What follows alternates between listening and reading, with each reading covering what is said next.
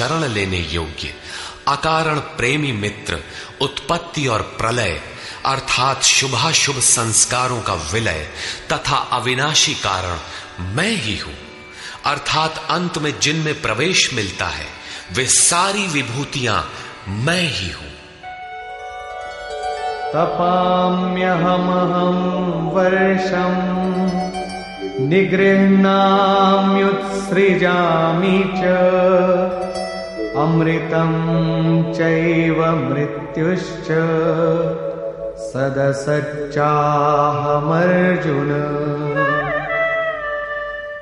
मैं सूर्य रूप से तपता हूं, वर्षा को आकर्षित करता हूं, मृत्यु से परे अमृतत्व तथा मृत्यु, सत और असत सब कुछ मैं ही हूं, अर्थात जो परम प्रकाश प्रदान करता है वो सूर्य मैं ही हूं। कभी कभी भजने वाले मुझे असत भी मान बैठते हैं, वे मृत्यु को प्राप्त होते हैं। इस प्रकार कहते हैं, त्रैविद्या मां सोमपाः पूतपापा यज्ञैरिष्ट्वा स्वर्गतिं प्रार्थयन्ते ते पुण्यमासाद्य सुरेन्द्रलोकम् अश्नन्ति दिव्यान् दिवि देवभोगान्। आराधना विद्या के तीनों अंग ऋक्, साम और यजु अर्थात प्रार्थना, समत्व की प्रक्रिया और यजन का आचरण करने वाले, सोम अर्थात चंद्रमा के क्षीण प्रकाश को पाने वाले, पाप से मुक्त होकर पवित्र हुए पुरुष उसी यज्ञ की निर्धारित प्रक्रिया द्वारा मुझे इष्ट रूप में पूजकर स्वर्ग के लिए प्रार्थना करते हैं। यही असत की कामना है जिससे वे मृत्यु को प्राप्त होते हैं, उनका पुनर्जन्म होता है, जैसा पिछले श्लोक में योगेश्वर ने बताया। वे पूजते मुझे ही हैं, उसी निर्धारित विधि से पूजते हैं, किंतु बदले में स्वर्ग की याचना करते हैं। वे पुरुष अपने पुण्य के फल स्वरूप इंद्रलोक को प्राप्त होकर स्वर्ग में देवताओं के दिव्य भोग भोगते हैं, अर्थात ये भोग भी मैं ही देता हूं। ते तं भुक्त्वा स्वर्गलोकं विशालम् क्षीणे पुण्ये मर्त्यलोकं विशन्ति एवं त्रयी धर्ममनुप्रपन्ना गतागतं कामकामा लभन्ते। वे उस विशाल स्वर्ग को भोग कर पुण्य क्षीण होने पर मृत्युलोक अर्थात जन्म मृत्यु को प्राप्त होते हैं।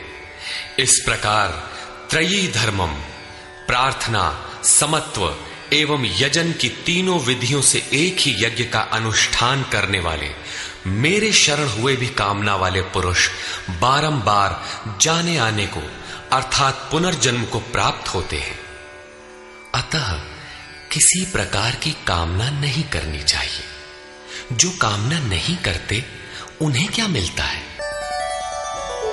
अनन्याश्चिन्तयन्तो मां ये जनाः पर्युपासते तेषां नित्याभियुक्तानां योगक्षेमं वहाम्यहम्। अनन्य भाव से मुझ में स्थित भक्तजन मुझ परमात्म स्वरूप का निरंतर चिंतन करते हैं। पर्युपासते लेश मात्र भी त्रुटि न रखकर मुझे उपासते हैं। उन नित्य एक ही भाव से संयुक्त हुए पुरुषों का योगक्षेम मैं स्वयं वहन करता हूं, अर्थात उनके योग की सुरक्षा की सारी जिम्मेदारी मैं अपने हाथ में लेता हूं। इतना होने पर भी लोग अन्य देवताओं को भजते हैं। येऽप्यन्य देवता भक्ता यजन्ते श्रद्धयान्विता तेऽपि मामेव कौन्तेय यजन्त्यविधिपूर्वकम्। कौन्तेय, श्रद्धा से युक्त हुए जो भक्त दूसरे दूसरे देवताओं को पूजते हैं वे भी मुझे ही पूजते हैं, किंतु उनका वो पूजना अविधि पूर्वक है, मेरी प्राप्ति की विधि से रहित है। यहां योगेश्वर श्री कृष्ण ने दूसरी बार देवताओं के प्रकरण को लिया है। सर्वप्रथम अध्याय 7 के 20वें से 23वें श्लोक तक उन्होंने कहा, अर्जुन, कामनाओं द्वारा जिनके ज्ञान का अपहरण कर लिया गया है, ऐसे मूढ़ बुद्धि पुरुष अन्य देवताओं की पूजा करते हैं, और जहां पूजा करते हैं वहां देवता नाम की सक्षम सत्ता तो है नहीं, परंतु पीपल, पत्थर, भूत, भवानी अथवा अन्यत्र जहां उनकी श्रद्धा झुक जाती है वहां कोई देवता नहीं है। मैं ही सर्वत्र हूं, उस स्थान पर मैं ही खड़ा होकर उनकी देव श्रद्धा को उन स्थानों पर स्थिर करता हूं। मैं ही फल का विधान करता हूं, फल देता हूं। फल निश्चित मिलता है, किंतु उनका फल नाशवान है। आज है तो कल भोगने में आ जाएगा, नष्ट हो जाएगा, जबकि मेरा भक्त नष्ट नहीं होता।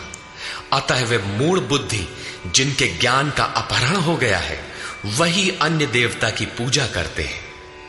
प्रस्तुत अध्याय 9 के 23 से 25वें श्लोक तक योगेश्वर श्री कृष्ण पुनः दोहराते हैं, अर्जुन, जो श्रद्धा से अन्य अन्य देवताओं को पूजते हैं वे मुझे ही पूजते हैं, किंतु अविधि पूर्वक है।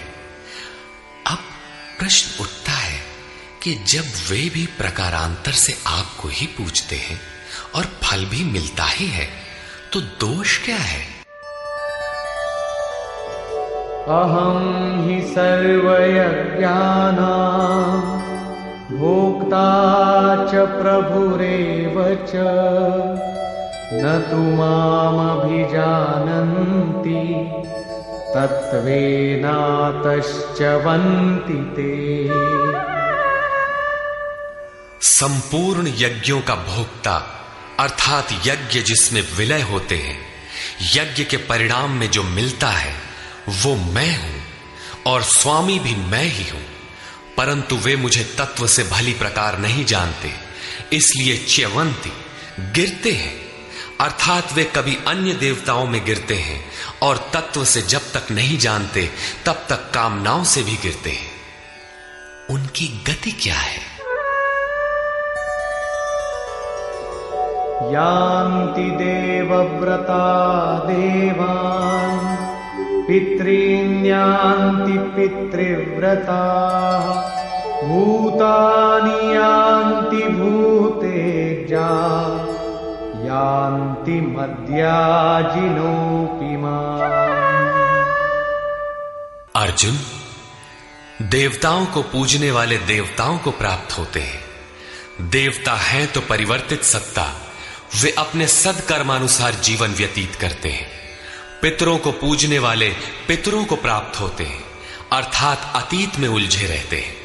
भूतों को पूजने वाले भूत होते हैं, शरीर धारण करते हैं, और मेरा भक्त मुझे प्राप्त होता है।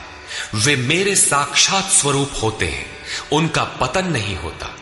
इतना ही नहीं, मेरी पूजा का विधान भी सरल है। पत्रं पुष्पं फलं तोयं यो मे भक्त्या प्रयच्छति तदहं भक्त्युपहृतम् अश्नामि प्रयतात्मनः। भक्ति का आरंभ यहीं से है कि पत्र, पुष्प, फल, जल इत्यादि जो कोई मुझे भक्ति पूर्वक अर्पित करता है, मन से प्रयत्न करने वाले उस भक्त का वो सब मैं खाता हूं, अर्थात स्वीकार करता हूं। इसलिए यत्करोषि यदश्नासि यज्जुहोषि ददासि यत्तपस्यसि कौन्तेय तत्कुरुष्व मदर्पणम्। अर्जुन, तू जो कर्म अर्थात यथार्थ कर्म करता है, जो खाता है, जो हवन करता है, समर्पण करता है, दान देता है, मन सहित इंद्रियों को जो मेरे अनुरूप तपाता है, वो सब मुझे अर्पण कर, अर्थात मेरे प्रति समर्पित होकर ये सब कर। समर्पण करने से योग के क्षेत्र की जिम्मेदारी मैं ले लूंगा।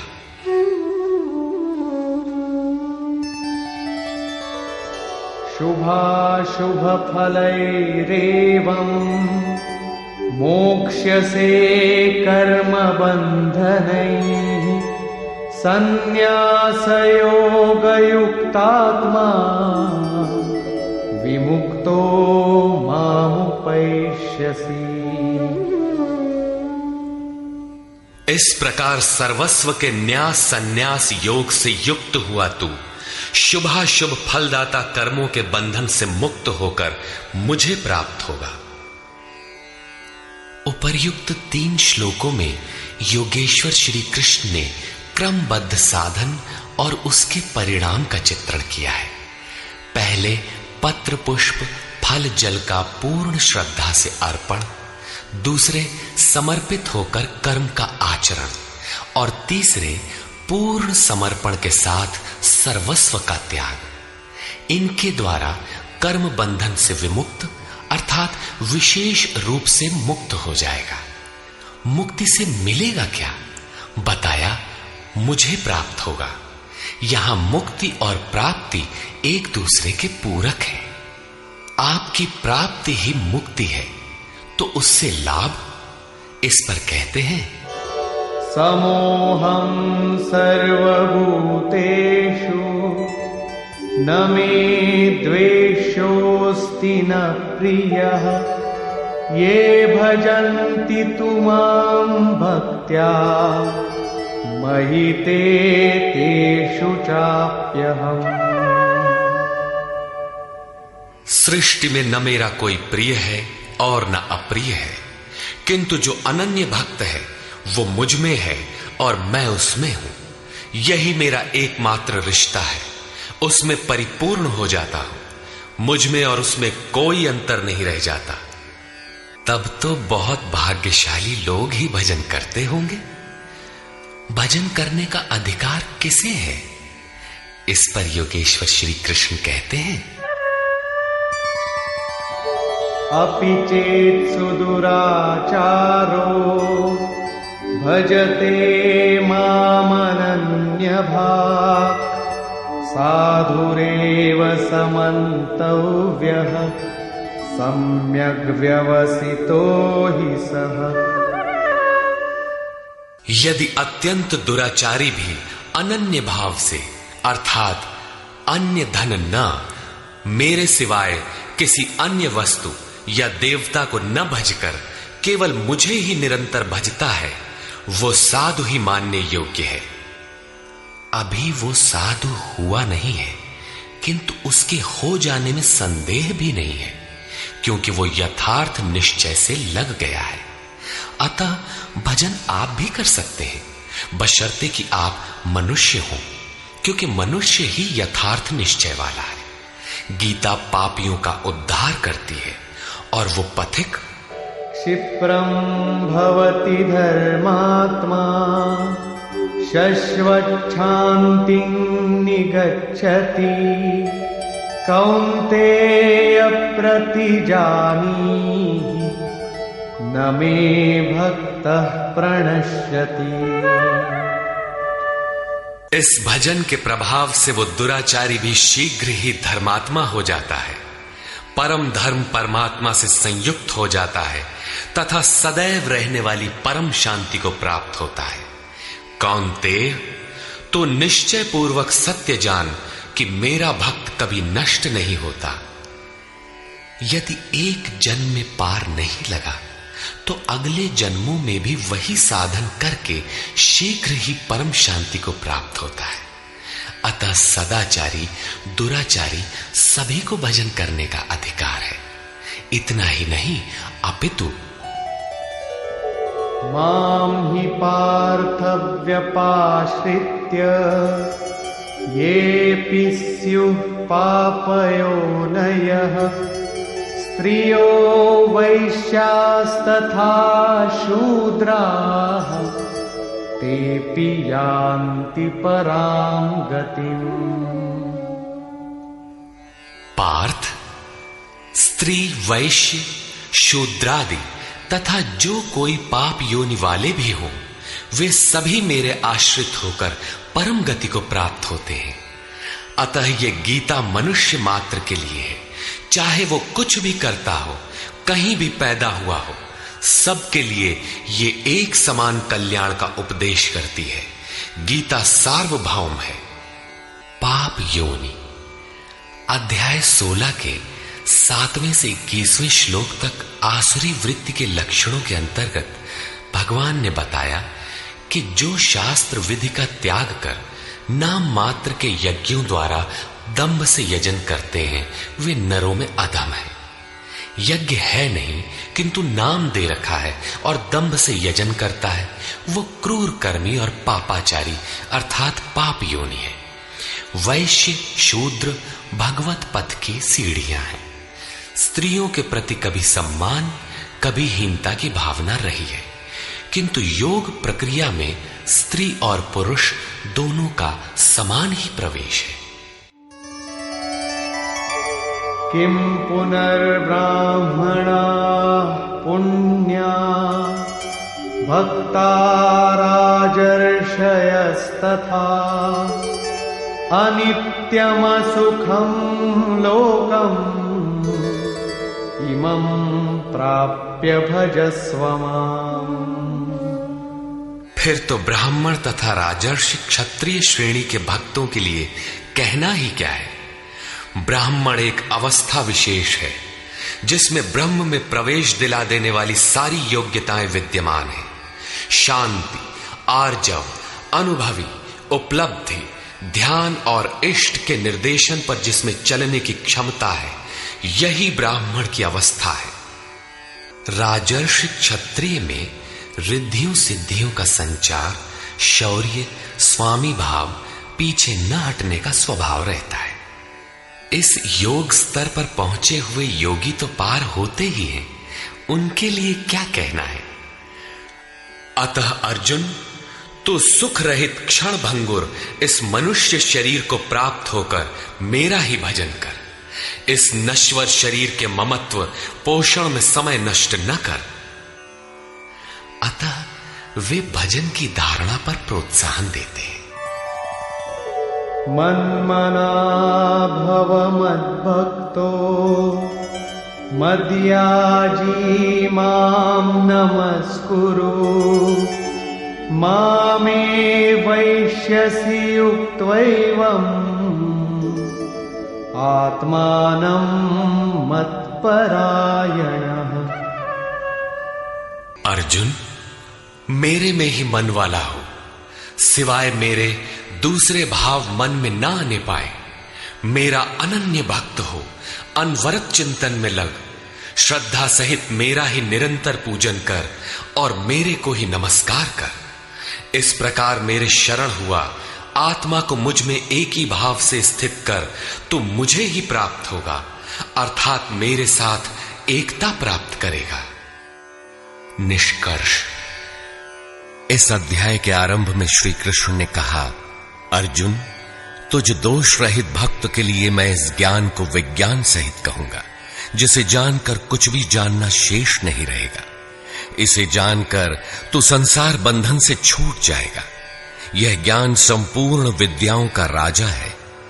विद्या वह है जो परब्रह्म में प्रवेश दिलाए। यह ज्ञान उसका भी राजा है, अर्थात निश्चित कल्याण करने वाला है। यह संपूर्ण गोपनीयों का भी राजा है। गोपनीय वस्तु को भी प्रत्यक्ष कराने वाला है।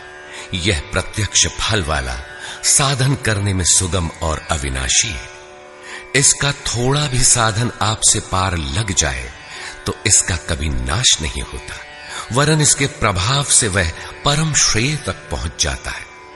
किंतु इसमें एक शर्त है, श्रद्धा विहीन पुरुष परम गति को प्राप्त न होकर संसार चक्र में भटकता है।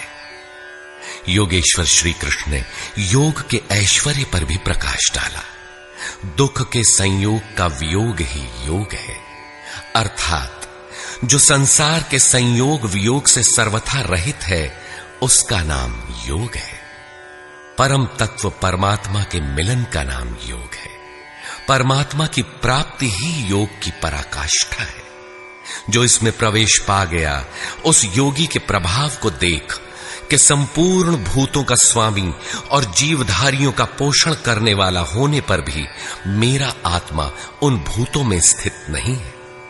मैं आत्म स्वरूप में स्थित हूं।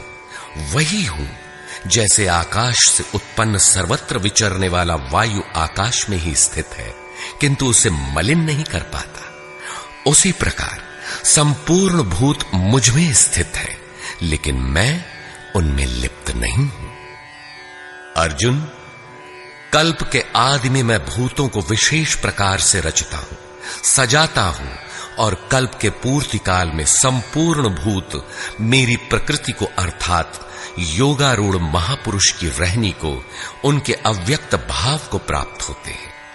यद्यपि महापुरुष प्रकृति से परे हैं किंतु प्राप्ति के पश्चात स्वभाव अर्थात स्वयं में स्थित रहते हुए लोक संग्रह के लिए जो कार्य करता है वह उसकी एक रहनी है।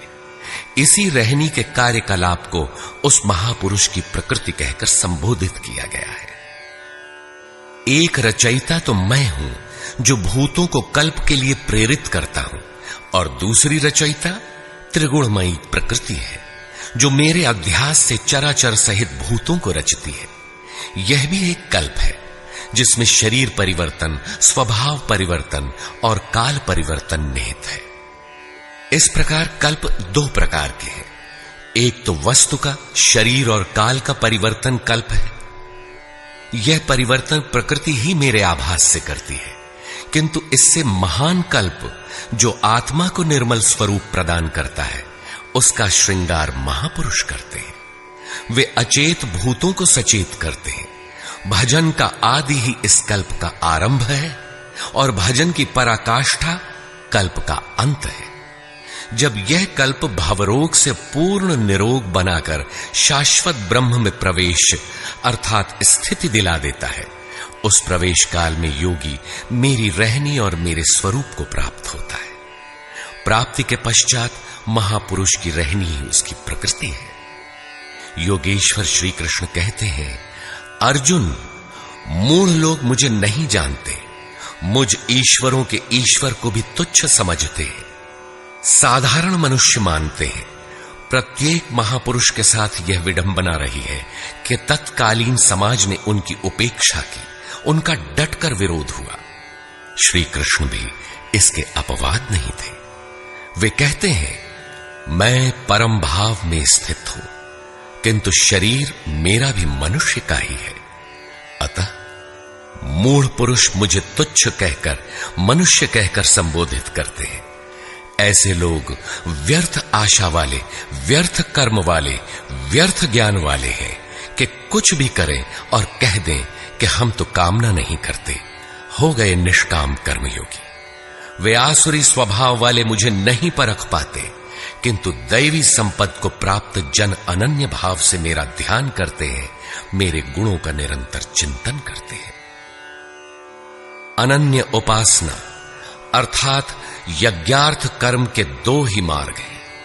पहला है ज्ञान मार्ग अर्थात अपने भरोसे, अपनी शक्ति को समझकर उसी नियत कर्म में प्रवृत्त होना, और दूसरी विधि स्वामी सेवक भावना की है जिसमें सद्गुरु के प्रति समर्पित होकर वही कर्म किया जाता है।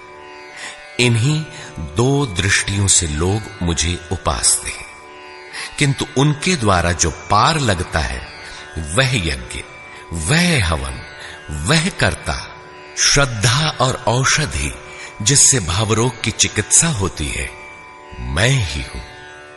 अंत में जो गति प्राप्त होती है वह गति भी मैं ही हूं। इसी यज्ञ को लोग त्रैविद्या, प्रार्थना, यजन और समत्व दिलाने वाली विधियों से संपादित करते हैं किंतु बदले में स्वर्ग की कामना करते हैं। तो मैं स्वर्ग भी देता हूं उसके स्वभाव से वे इंद्र पद प्राप्त कर लेते हैं, दीर्घ काल तक उसे भोगते हैं, किंतु पुण्य क्षीण होने पर वे पुनर्जन्म को प्राप्त होते हैं। उनकी क्रिया सही थी, किंतु भोगों की कामना रहने पर पुनर्जन्म पाते हैं।